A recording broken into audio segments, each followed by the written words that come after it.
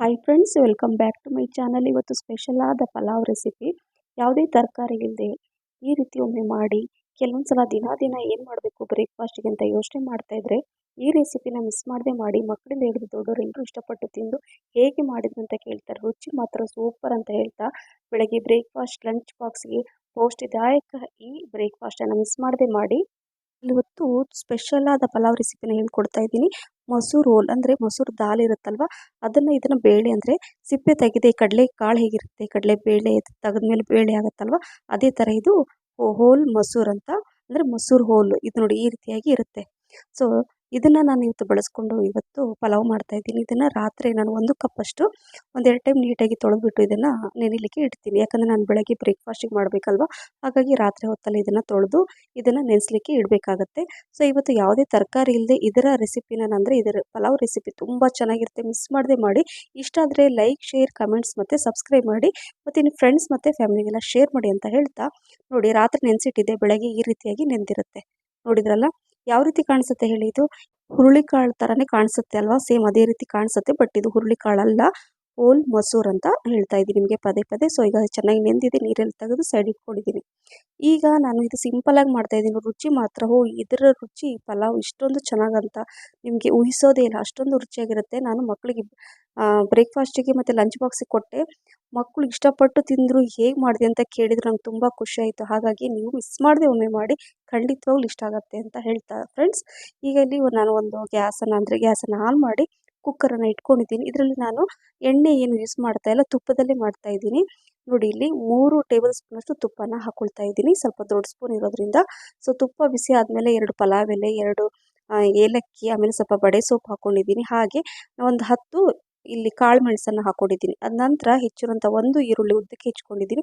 ಅದು ಸ್ವಲ್ಪ ಹಸಿ ವಾಸನೆ ಹೋದ್ಮೇಲೆ 1 ಟೊಮೆಟೊ ಉದ್ದುದ್ದಕ್ಕೆ ಹೆಚ್ಕೊಂಡಿದ್ದೀನಿ, ಅದು ಕೂಡ ಇದರಲ್ಲಿ ಹಾಕ್ಕೊಂಡು, ನಂತರ ಸ್ವಲ್ಪ ಅರಿಶಿನ, ಚಿಟಿಕೆ ಅರಿಶಿನ, ಅರ್ಧ ಟೀ ಸ್ಪೂನಷ್ಟು ಧನಿಯಾ ಪುಡಿ, ಅರ್ಧ ಟೀ ಸ್ಪೂನಷ್ಟು ಜೀರಿಗೆ ಪುಡಿ, 1 ಟೀ ಸ್ಪೂನಷ್ಟು ಗರಂ ಮಸಾಲ, ರುಚಿಗೆ ತಕ್ಕಷ್ಟು ಉಪ್ಪನ್ನು ಹಾಕ್ಕೊಂಡು, ನೋಡಿ ಒಂದು ಮೀಡಿಯಂ ಫ್ಲೇಮಲ್ಲಿ ಇದು ಸ್ವಲ್ಪ ಎಲ್ಲ ಹಸಿ ವಾಸನೆ ಹೋಗೋ ತನಕ ಎಲ್ಲ ಕುಕ್ ಆಗ್ತಾ ಇರಲಿ. ಸಿಮ್ಮಲ್ಲೇ ಇಟ್ಟಿರ್ತೀನಿ. ಇಲ್ಲಿ ಒಂದು ಮಿಕ್ಸಿ ಜಾರಲ್ಲಿ ಇದು ಸ್ವಲ್ಪ ದೊಡ್ಡ ಗಾತ್ರದ ಬೆಳ್ಳುಳ್ಳಿ, 2 ಇಂಚಷ್ಟು ಶುಂಠಿ, ಸ್ವಲ್ಪ ಜಾಸ್ತಿನೇ ಕೊತ್ತಂಬರಿ ಸೊಪ್ಪನ್ನು ತೊಗೊಂಡಿದ್ದೀನಿ. ನೋಡಿ ಕೊತ್ತಂಬರಿ ಸೊಪ್ಪು ಜಾಸ್ತಿ ತೊಗೋಬೇಕು. ಒಂದು 8ರಿಂದ 10 ಹಸಿಮೆಣ್ಸಿನ್ಕಾಯಿನ ತೊಗೋಬೇಕು. ಸ್ವಲ್ಪ ನೀರನ್ನು ಹಾಕ್ಕೊಂಡು ರುಬ್ಕೋಬೇಕು. ನೀವು ಖಾರಕ್ಕೆ ಅನುಗುಣವಾಗಿ ಹಸಿಮೆಣ್ಸಿನ್ಕಾಯಿ ಹೆಚ್ಚು ಕಡಿಮೆ ಮಾಡ್ಕೋಬೋದು. ಈಗ ರುಬ್ಬಿರುವಂಥ ಪೇಸ್ಟನ್ನು ಇದರಲ್ಲಿ ಹಾಕ್ಕೋಬೇಕು. ಹಾಕ್ಕೊಂಡು ಸ್ವಲ್ಪ ಎಲ್ಲ ಹಸಿ ವಾಸನೆ ಹೋಗೋ ತನಕ ಇದನ್ನು ಮಿಕ್ಸ್ ಮಾಡ್ಕೊಂಡು, ನಂತರ ನೆಂದಿರುವಂಥ ಏನು ಮಸೂರ್ ಹೋಲ್ ಇದನ್ನು ಇದರಲ್ಲಿ ಹಾಕ್ಕೊಂಡು ಮಿಕ್ಸ್ ಮಾಡಿಕೊಂಡು ಸ್ವಲ್ಪ ಒಂದು 30 ಸೆಕೆಂಡ್ ಅಷ್ಟೇ. ನಂತರ ಇಲ್ಲಿ ಅರ್ಧ ಗ್ಲಾಸಷ್ಟು ಇಲ್ಲಿ ನಾನು ಯಾವ ರೈಸ್ ತೊಗೊಂಡಿದ್ದೀನಿ ಅಂದರೆ ಇದು ಬಾಸುಮತಿ ರೈಸು. ಸ್ವಲ್ಪ ತೊಳೆದು ಸ್ವಲ್ಪ ಹೊತ್ತು ನೆನೆಸ್ಲಿಕ್ಕೆ ಇಟ್ಟಿದ್ದೆ, ಅದನ್ನು ಇದರಲ್ಲಿ ಹಾಕ್ಕೊಂಡು ಮಿಕ್ಸ್ ಮಾಡ್ಕೊಳ್ತಾ ಇದ್ದೀನಿ. ಅಥವಾ ಮಾಮೂಲಿ ನೀವು ಡೈಲಿ ಯೂಸ್ ಮಾಡ್ತೀರಲ್ಲ ರೈಸ್, ಅದು ಕೂಡ ಹಾಕ್ಕೋಬೋದು. ಸೊ ಈಗ ಮಿಕ್ಸ್ ಮಾಡ್ಕೊಂಡು ನಿಧಾನಕ್ಕೆ ಮಿಕ್ಸ್ ಮಾಡ್ಕೋಬೇಕು. ಈಗ ಇಲ್ಲಿ ನಾನು ಬಿಸಿ ನೀರನ್ನು ಹಾಕ್ಕೊಳ್ತಾ ಇದ್ದೀನಿ.